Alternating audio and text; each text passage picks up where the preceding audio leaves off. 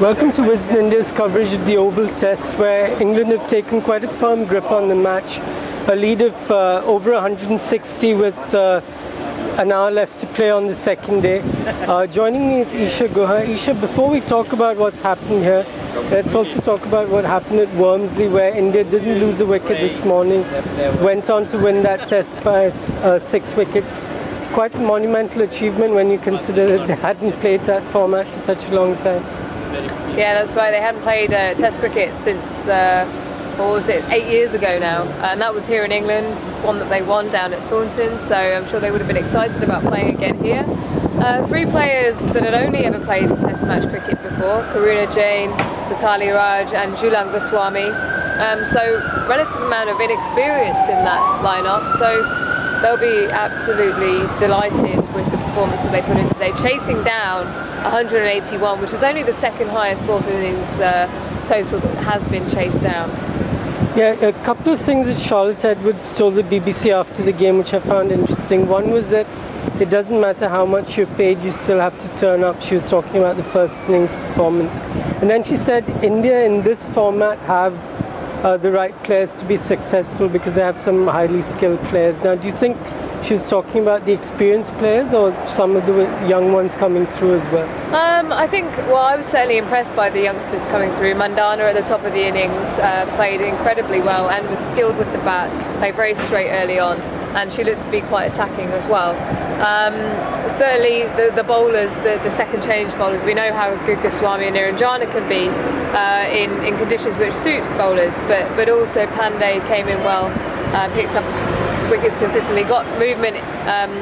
She was generally getting in swing with the ball, and it was consistent, as well as Sharma as well. So it really was an all-round performance from their bowlers. Ekta Bisht, the left-arm spinner, contributing with a couple of key wickets too.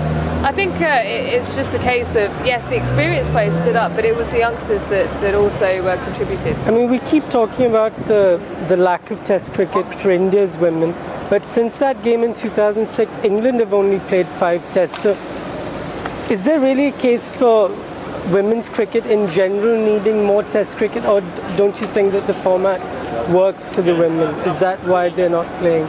Well, it is quite a rare format to play for the girls. Yes, England as well.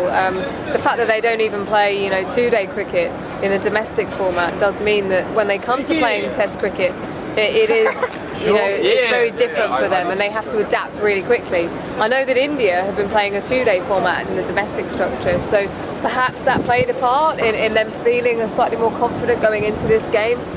Who knows? But it was going to always be about who adapted better.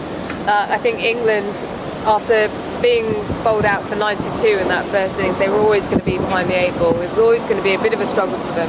It was Jenny Gunn that actually got them back into the game by picking up the 5 wickets in the second innings, and actually India only had a lead of maybe 20 odd. So they were still in the game at that stage, but it was a case of, and I mean, I haven't seen the pitch in the last couple of days. Whether it flattened out, I'm not sure, because it did seem easier for the England batsmen, certainly towards the end of play yesterday with the bat. There was a big partnership formed between Jenny Gunn and Anya Shrubsole, and then obviously today India seemed to be able to chase down the runs. I think it was 60 odd without many problems. You talked about being behind the 8 ball. That's exactly where India's men are here at the Oval. It's been a patchy sort of day. I mean, Varun Aaron in the morning and Ishant Sharma soon after lunch have both looked quite impressive. But Bhuvneshwar Kumar, who started the series so strongly, has been well down on pace. Stuart Binney hasn't really looked like taking a wicket. What have you made of that medium pace attack? Well, I think first of all, this morning they really needed to bowl in consistent areas, and I didn't think that they were doing that regularly enough to create wicket opportunities. There was still a little bit in it for the bowlers, albeit much harder than yesterday because there wasn't the overhead conditions available to them. It was quite a sunny day and also less moisture in the pitch. I think the medium paces that they have in their attack, Bhuvneshwar Kumar, he's an incredibly skillful bowler, gets the ball to go both ways with control. But it's the pace that he's bowling at. So he's probably going at 70, 75 miles an hour.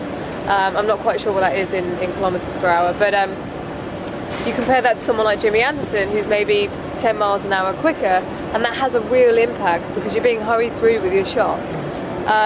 Perhaps, you know, these guys haven't played 5 Test match series ever, so maybe perhaps, you know, the physical element of that, just getting quite tired towards the end of the series, mentally as well, quite draining.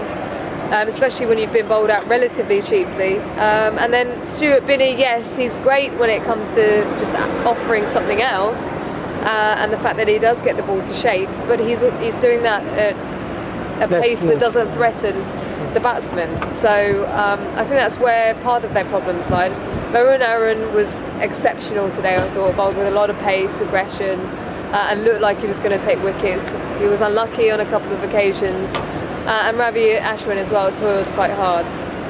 Yeah, just one final question. I mean, having been a bowler yourself, how frustrating is it when your slip cordon doesn't back you up? In India, I think of the number of chances put down in the series has gone into double figures now. Yeah, that's right. Well, we talk about having a settled side. You've also got to have a settled slip cordon. It's so vitally important in this format. And we've seen players coming in and out of first slip, second slip. Shikhar Dhawan was obviously in the slip cordon at the start of the series. He's now been dropped. And so when you're not getting that consistency, it becomes very hard to sort of understand your role.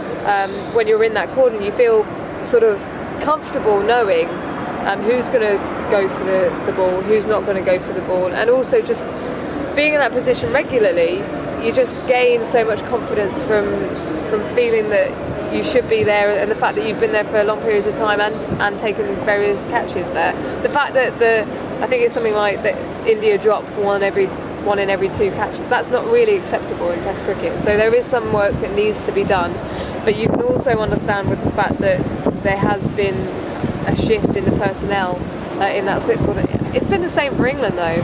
They're very much experimenting with, you know, younger players coming into the side. But they seem to have an outstanding slip fielder in Chris Jordan. Well, they do, but he's only come in the last few games, and he's been exceptional. And when you've got a safe pair of hands as he does, you feel so much more confident as a bowler that, you know, as soon as you do get an opportunity where it goes past the outside edge, that they are going to catch it.